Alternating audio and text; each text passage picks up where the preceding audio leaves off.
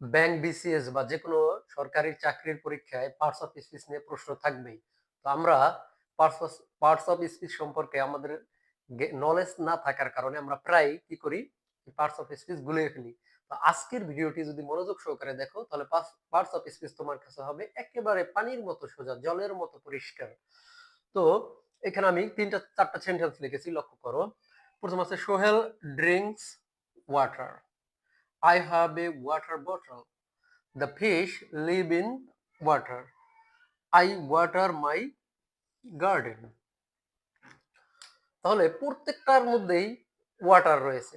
এখন যদি আমি প্রশ্ন করি তাহলে ওয়াটার কি? সবাই একেবারে আমরা এক বাক্যে বলে ফেলবো ওয়াটার হচ্ছে নাউন।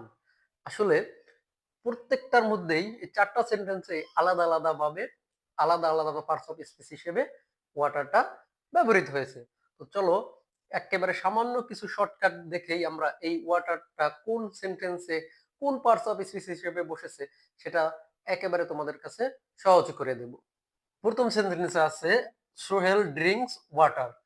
তাহলে আমরা জানি এখানে ওয়াটার আছে একেবারে বাক্যের শেষে। তো কি বা কাকে দ্বারা যখন প্রশ্ন করা হয় তখন কি হয়?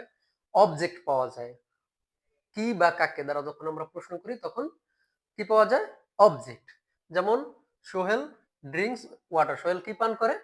পানি পান করে। আর অবজেক্ট সাধারণত কি হিসেবে বসে? নাউন হিসেবে বসে। তাহলে এই সেন্টেন্সে ওয়াটারটা হচ্ছে নাউন, কারণ অবজেক্ট হচ্ছে সবসময় কি থাকে? অবজেক্ট থাকে নাউন হিসেবে। এরপরে দ্বিতীয় সেন্টেন্সে দেখো, I have a water bottle. এখানে এই ওয়াটার একটা নাউন, বোতল একটা নাউন। তো এটা গ্রামারের নিয়ম হচ্ছে একটা সেন্টেন্সে যদি পরপর দুটো নাউন থাকে তাহলে সে প্রথম নাউনটা হচ্ছে অ্যাডজেক্টিভ হয়ে যায়। দুটো নাউন থাকলে প্রথম নাউনটা হয়ে যাবে অ্যাডজেক্টিভ, দ্বিতীয়টা হচ্ছে নাউন। তাহলে এখানে প্রথম এই ওয়াটারটা হচ্ছে এখানে কি অর্থে ব্যবহৃত হচ্ছে? অ্যাডজেক্টিভ হিসেবে, কারণ পরপর দুটো নাউন থাকলে প্রথম নাউনটা হচ্ছে অ্যাডজেক্টিভ হয়ে যায়, পরেরটা হচ্ছে নাউন। তৃতীয় সেন্টেন্সে দেখো, the fish live in water. মাছ বাস করে কোথায়? বাস করে পানিতে।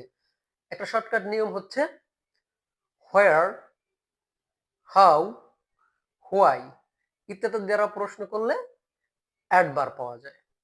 হোয়াই, হোয়ার, হাউ, হোয়েন ইত্যাদি দ্বারা যদি আমরা প্রশ্ন করি তাহলে কি পাবো? অ্যাডভার্ব। তাহলে মাছ কোথায় বাস করে? পানিতে বাস করে। তাহলে এখানে হোয়ার দিয়ে প্রশ্ন করে আমরা কি পেয়েছি? ওয়াটার। তাহলে এখানে এই ওয়াটারটা হচ্ছে অ্যাডভার্ব। এখানে ওয়াটারটা হচ্ছে কি? অ্যাডভার্ব। এবং সর্বশেষ সেন্টেন্সে দেখো, আই ওয়াটার মাই গার্ডেন। এখানে আমরা জানি যে কোনো সেন্টেন্স গঠন করার জন্য অবশ্যই সাবজেক্ট এবং ভার্ব থাকতেই হবে। ভার্ব ছাড়া কোনো সেন্টেন্স হয় না। তাহলে এই সেন্টেন্সে আই হচ্ছে সাবজেক্ট, তার মাই গার্ডেন এটা তো আসলে ভার্ব না, মাই গার্ডেন হচ্ছে অবজেক্ট। তাহলে এখানে ওয়াটার হচ্ছে ভার্ব হিসেবে বসছে। ওয়াটারটা এখানে ভার্ব। তাহলে আই হচ্ছে সাবজেক্ট আর এখানে ওয়াটারটা হচ্ছে ভার্ব। আশা করি এরপরে পার্টস অফ স্পিচ নিয়ে তোমাদের তেমন কোনো সমস্যা থাকবে না।